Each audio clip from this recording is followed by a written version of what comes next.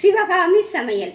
சிவகாமி சமையல் இன்னைக்கு பார்க்க போகிற ரெசிபி முட்டை குழம்பு. அதுக்கு 6 முட்டை எடுத்து வச்சுருக்கிறேன். நான் பொடி தக்காளியில் 3-4 தக்காளி எடுத்து பொடியாக நறுக்கி வச்சுருக்கேன்.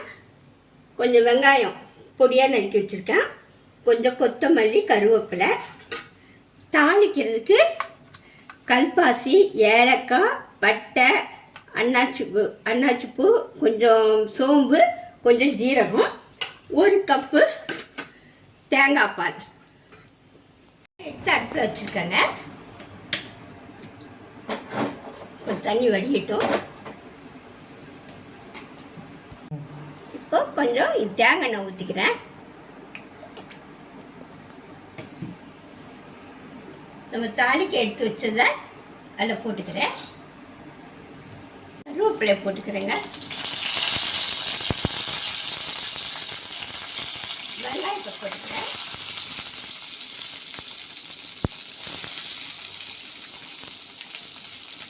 வெங்காயம் போட்டுக்கிறேன். வெங்காயம் நல்லா வதங்கட்டுங்க.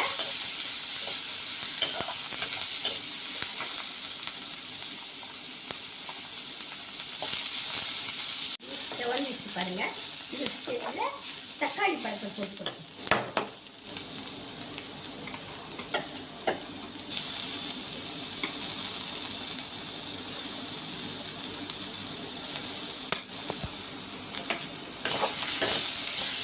அதுக்கு தேவையான உப்பையும் போட்டுக்கிறேன்.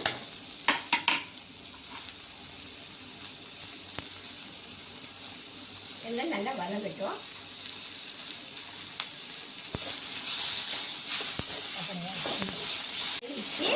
அது கொஞ்சம் இஞ்சி போட்டு பேஸ்ட் போட்டுக்கிறேன்.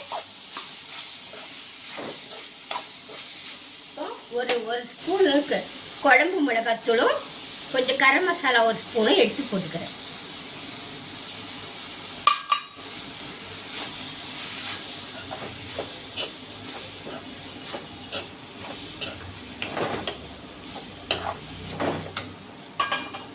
கொஞ்சமாக தண்ணி விட்டுருக்கேன். ஏன்னா அதுக்கு அடி பிடிச்சிட போகுது. அதனால் இந்த வெங்காயம், தக்காளி, அந்த மிளகாத்தூள்லாம் பச்சை வாசனை போகட்டும்.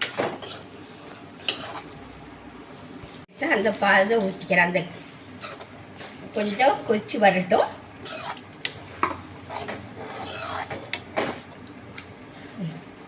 இப்போ கொஞ்சம் மஞ்சத்தூள் போட்டால் அதை உங்கள்கிட்ட காட்ட மறந்துட்டேன்.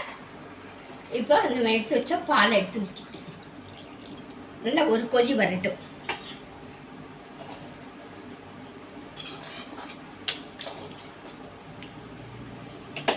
கொஞ்சம் தண்ணி கூட ஊற்றிக்கிறேன். ஏன்னா முட்டை போட்டு நல்லா கொஞ்சம் வேகணும்.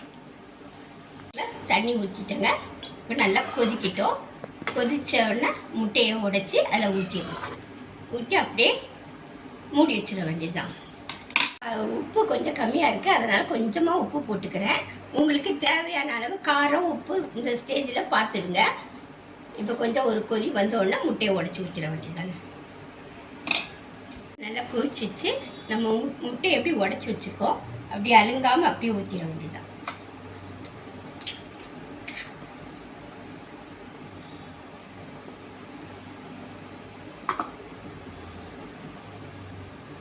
அடுப்பை சிம்மில் வச்சுக்கிறேன்.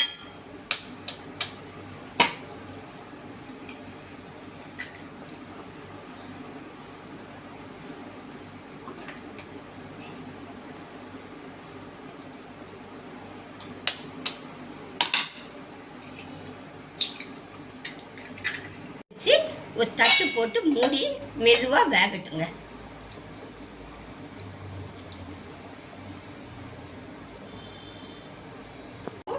இப்போ கொஞ்சம் அலசி கொடுத்துக்கோங்க.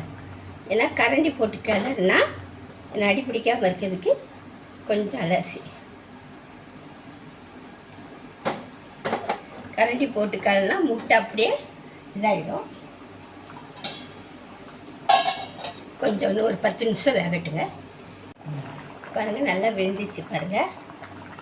பாருங்கள் முட்டையெல்லாம் தனித்தனியாக வந்துச்சு பாருங்கள்.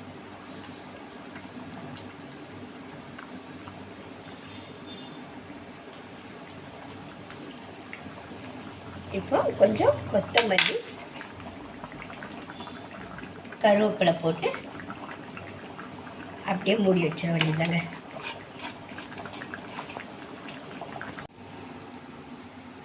பாருங்க, தேங்காய் பால் ஊற்றின முட்டை குழம்பு ரெடி ஆயிடுச்சுங்க. இது வந்து கறி குழம்பு மாதிரி இருக்கும். சாதத்துக்கு தொட்டுக்க ரொம்ப நல்லா இருக்குங்க. சப்பாத்தி, இட்லி, தோசை எல்லாத்துக்குமே தொட்டுக்கலாம். இந்த ரெசிபி உங்களுக்கு பிடிச்சிருந்தா சப்ஸ்கிரைப் பண்ணுங்கள், ஷேர் பண்ணுங்கள், கமெண்ட் பண்ணுங்கள், லைக் பண்ணுங்கள். அடுத்த ரெசிபியோடு சந்திக்கின்றேன். நன்றி, வணக்கம்.